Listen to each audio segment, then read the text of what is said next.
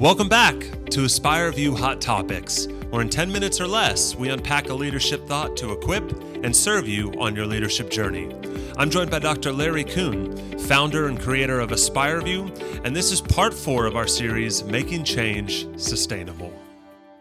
The last one, and I'll pass this along, I'll share this on my screen here. This is the intentional change model, intentional change theory.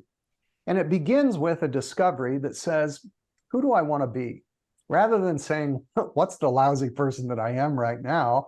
I'm not a worm. No, we all have an aspirational part of us that is capable of hope and faith and believing in something that's bigger than ourselves and even believing in ourselves. So imagine, if you could, the ideal self. Now, sometimes we can prompt for that by saying, who do I want to be?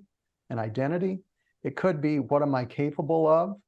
Again, it's a question that is the ideal self that conjures something outside of ourselves that can pull us. And then we go to second discovery, which is, who am I really? And this is the insight. This is why we do assessment. How do others experience us? How do we test and compare to other people? So assessment is a very core part of the development journey process within AspireVue to figure out, who am I really? And not just fool myself. Let's be honest and get good feedback. What's my reputation? How do I compare to others? And let's really anchor that well. That is, I think, one of the things that is often missing in change management. We don't really assess well. Then we look at the gaps between these two, and where I am pretty much aligned, those are my strengths. So a strength-based approach is where the ideal and the real are very much aligned. So again, here now it's introducing the idea of alignment and congruency. If I can have a clear vision of where am I going and what am I capable of, what's my purpose, and I have a good assessment to good insight into who I am, then I can discover both my strengths, where those are closely aligned, and my gaps, where they are discordant. Then I move toward a learning agenda to close those gaps without beating myself up, leveraging my strengths, and then moving to close the gaps where I'm not congruent with who I want to be. Notice this is not saying what Dr. Kuhn says you should do. Right. This is not saying what Luke said, what anybody says you should do. We've removed the shoulds and we've replaced the shoulds with the want to. Love that. What am I capable of? And that's the learning agenda. And that's where we engage around setting a plan, having a development plan, having goals that we work on, and then supporting that with sufficient coaching, feedback from others, and additional education so that people can really get to where they want to go. Right. Then we experiment with it. We try something new.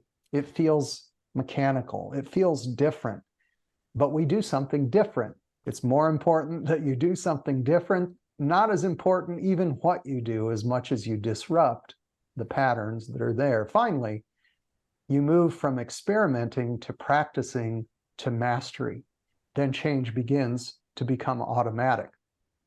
That, to me, those are the two models that influence my thinking the most and really are fundamental to the formation, theoretically, of what AspireVue is all about.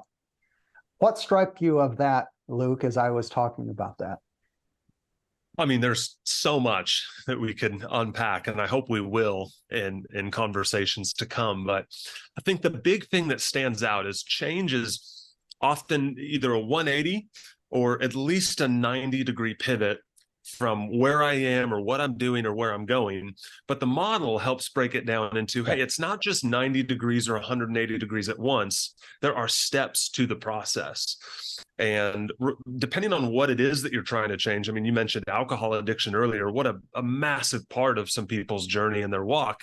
Yeah. But whether it's something like that or just the way you behave as a leader in your organization, having the steps and the model and the framework to go, all right, I don't need to go 90 degrees today, but if I can go 4 degrees, I can make some real progress. Absolutely. There's so much hope there and so much, it's inspiring to go, I can do this and I can walk this out in a real way. And what a contrast from the typical type of change modification or behavior modification that we may have been exposed to as kids. Why are you doing Certainly. that? Do it because I said so, or I'll use the stick, or maybe a carrot. I'll bring a carrot out and entice you. Again, it's not really getting to the heart of our own motivation, which is really who we are, connecting with that. And that is what creates sustainable change. It really is. So I welcome you to join us on the journey. I thank you for tuning in. Be sure to check out AspireVue.com. Thanks for your time. And Luke, looking forward to our next meeting. Thanks, Dr. Larry. We'll see you soon. All right, take care. To hear more conversations in the Psychology of Impact series, be sure to subscribe to this channel. To learn more about AspireVue, you can visit us online at AspireVue.com.